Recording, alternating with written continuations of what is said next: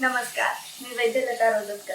पावसाळा सुरू झालाय आणि पावसाळा त्याच्यासोबतच आनंदासोबतच थोडेसे डिसीजेस सुद्धा घेऊन येतो। मग पावसाळ्यामध्ये होणारे कोणकोणते डिसीज आहेत? सर्दी, ताप, खोकला आणि संडास लागणे, उलटी, मळमळ, पोट दुखणे।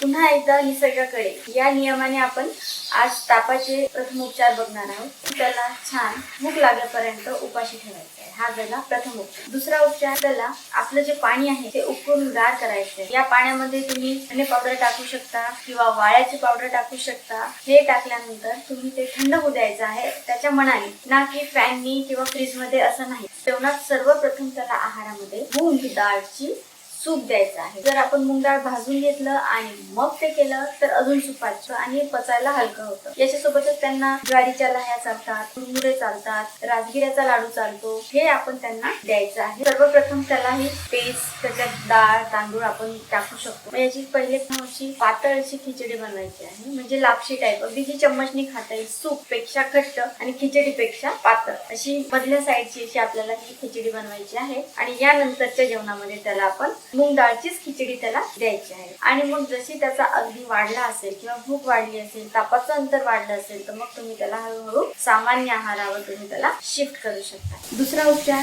ताप आलेल्या व्यक्तीला पायापासून ते डोक्यापर्यंत ब्लँकेटच्या आतमध्ये झोपवून ठेवायचं। मग याने होणार काय की शरीरात जी उष्णता वाढलेली आहे ती अजून वाढून त्यानंतर तुम्हाला घाम सुटतो आणि हा घाम निघाला की तुमचा ताप हा आपोआपच उतरतो। माहिती आवडली असेल तर लाईक करा, शेअर करा, सबस्क्राईब करा।